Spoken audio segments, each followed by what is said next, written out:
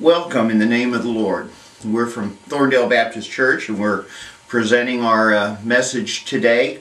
We've got snow here and so we had to cancel service. So this is our first podcast, if you will. We're looking at Genesis chapter 25 through Genesis 36. And is the story of Jacob. Esau is mentioned, but Jacob's the key guy. Jacob was a deceiver. His method was Jacob first. His goal was to succeed at any cost, and relationships were destroyed in the process. His father and mother, Isaac and Rebekah, they had two sons, Jacob and Esau. Isaac loved one. He loved Esau. Rebekah loved Jacob. That kind of conflict in a marriage, in a family, is disastrous. And you might say that Jacob was a product of that environment. And he was always out for himself. He was a twin. His original name, Jacob, is interpreted as grasping the heel, because when he was born, he was holding on to his twin brother's foot as they were born. And there was a sense of this struggle for himself all the way through. He bribes or pays his brother for his birthright. Esau, I'm sure, later on saw the trade being so unfair. It was a bowl of porridge versus his birthright. But it was Esau's choice. Jacob then tricks his father into receiving or giving to him his brother's blessing. And that was out of pure deceit. He gained the birthright. He had gained the blessing. But what did he lose? He ends up having to run for his life because his brother wants to kill him. His mother and father are at conflict.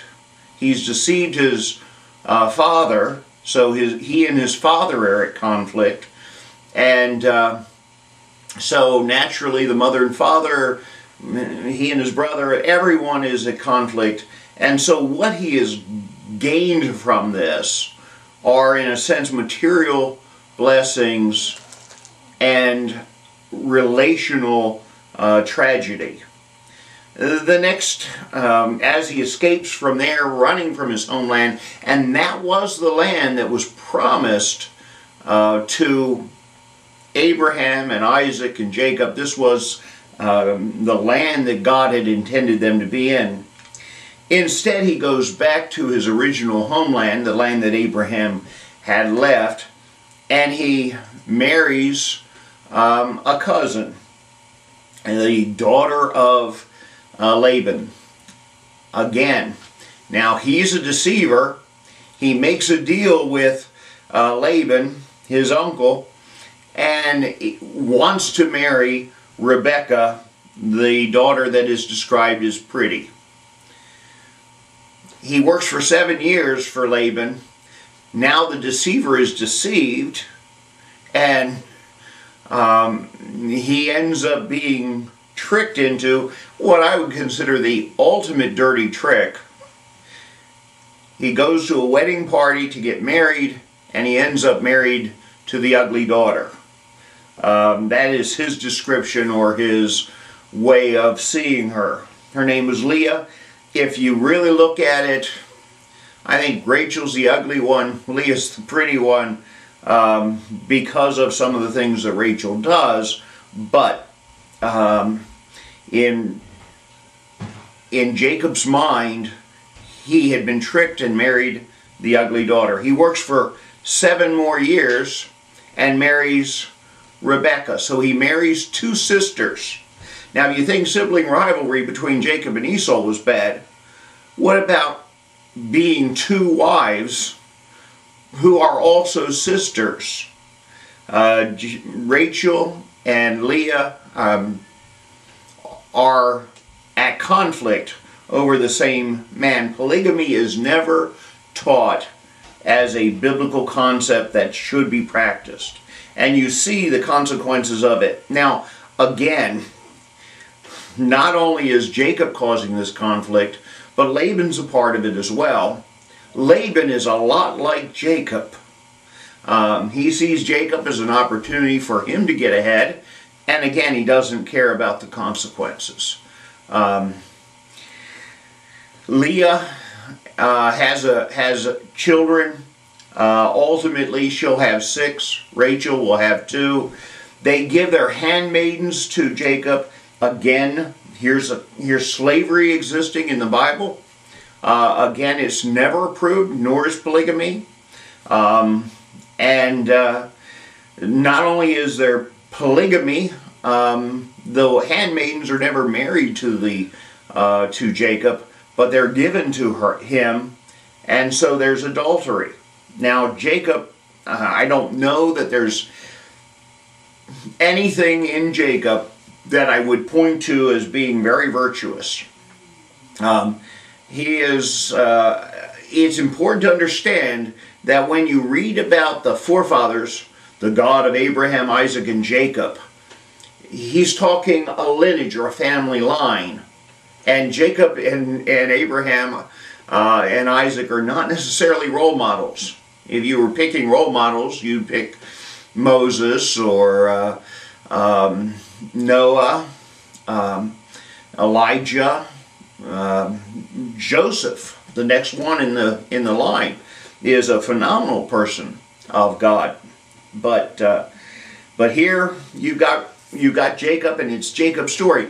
Now, it's important to understand that we get Jacob's story, we get the bad guys in the Bible to teach us how to be good. The Bible wants us to understand what happens when people make bad decisions and immoral decisions. And you see this in Jacob's life. Everywhere he went, he was out for himself, and everywhere he went, he brought conflict. He comes into Laban's life, and now his 2 daughters really hate each other. He goes into his conflict with Laban. For a while, they're in agreement of souls. They could use each other. But eventually, the conflict or their love for themselves brings them into conflict with each other. That ultimately happens, and Jacob ends up running from Laban. Now, he was in conflict with his brother, so he runs from the land God had promised. He gets in conflict with Laban, and he ends up running away from him. But as he is prone to run away from, rather than following God and going to what God leads him to, since he's running away, he ends up running almost in circles. So as he's running back toward his old homeland, he ends up thinking to himself, as I'm leaving, I'll know if I go back, Esau's still going to kill me. He's thinking in terms of running away from Laban, but he isn't realizing that he's going to have to face Esau. Well, Laban catches up with him. Laban basically, at that point, his daughters have sided with Jacob. He puts a stone in the ground, and it's not a stone of agreement, it's a stone of non-aggression. And they say, I won't pass this rock to do you harm. And they both make that vow. What a way for a family to go, where they have to just simply have, I will agree with you, or I will not harm you. Well, this is the end of part 1. We'll have one more video that'll go the second part of Jacob here.